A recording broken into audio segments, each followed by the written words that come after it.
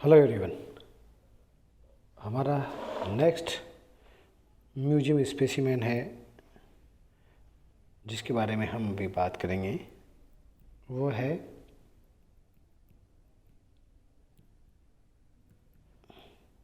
एल्फिडियम। एल्फिडियम या पोलिस्टोमेला, जिसके बारे में हम बात करने जा रहे हैं। हम डायग्राम में जैसा कि देख पा रहे हैं, इसकी स्ट्रक्चर जो है वो एक चक्कर के समान एक स्ट्रक्चर है। इसमें एक पूरी साइकिल पीछे ढकी हुई है और एक साइकिल ऊपर है। इसमें होता क्या है कि ये साइकिल जो बाहर वाला जो चक्कर है, जो हमें ऊपर दिखाई दे रहा है और बड़ा दिखाई दे रहा है, ये तो नया है, और जो पीछे दिखाई दे रहा है वो पुराना है। यानी हर नया चक्र, हर नई वृद्धि पुराने वाले को ढक लेती है। अब हम इसकी बात करें एक एक चीज़ की। चूँकि एल्फिडियम एक समुद्री एनिमल है और इसकी देह पर ये जो चीज़ दिखाई दे रही है, ये इसका एक कवच है जो CO3 का बना होता है। CO3 का बना होता है। कवच के प्रकोष्ठ या खाने जो हैं वो वी आकार के होते हैं। हम देख पा रहे हैं वी आकार के होते हैं, और ये स्पाइरल, हमने देखा है चक्रीय स्पाइरल शेप में एक दूसरे के ऊपर व्यवस्थित होते हैं। हर नया चक्र पुराने चक्र को ढक लेता है।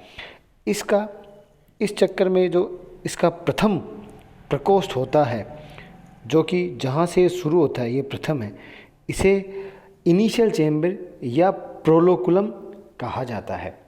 ये प्रोलोकुलम कहा जाता है। ये इसकी बात है। और इस चक्रों में हम देख रहे हैं ये न्यूक्लियस है और छोटे छोटे न्यूक्लियाई दिए हुए हैं। ये इसके आउटर स्ट्रक्चर की बात है।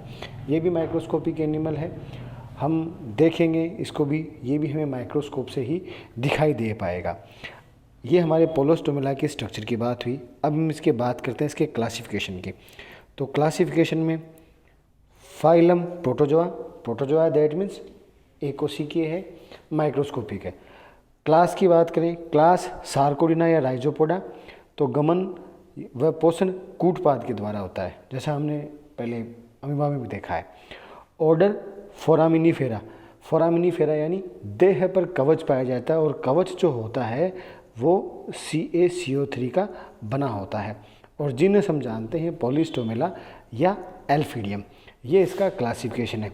अब आगे चलते हैं इसके लक्षणों पे। लक्षण क्या है? यह समुद्री जल में रहने वाला है। 600 मीटर की गहराई में पौधों पर रेंगता हुआ पाया जाता है। मुक्त जीवी प्रकार का एकल जंतु है। इसकी देह पर CO3 का गोल व कड़ा पारभासी पीले रंग का कवच होता है। और जैसा हमने देखा था, कवच के प्रकोष्ठ या खाने वी आकार के होते हैं, जो स्पाइरल सर्पिल क्रम में एक दूसरे के ऊपर जमे होते हैं। और हमने पहले भी पढ़ा था कि हमने पहले बात की थी कि हर सर्पिल क्रम का नया चक्र पुराने चक्र को ढक लेता है। देह का प्रथम प्रकोष्ठ प्रोलोकुलम कहलाता है। ये हम बात कर चुके हैं।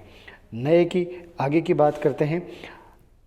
जंतु क्या है? जंतु डाइमोर्फिक है, यानी इसमें दो रूप पाए जाते हैं। प्रथम प्रावस्था सूक्ष्म गोलकीय प्रावस्था माइक्रोस्फेरिक फॉर्म होती है, और सेकंड जो फेज होती है वो मैक्रोस्फेरिक फॉर्म होती है। दो फॉर्म होती है डाइमोर्फिक, यानी दो फॉर्म है। पहली माइक्रोस्फेरिक फॉर्म और सेकंड मैक्रोस्फेरिक फॉर्म, दो फॉर्म है।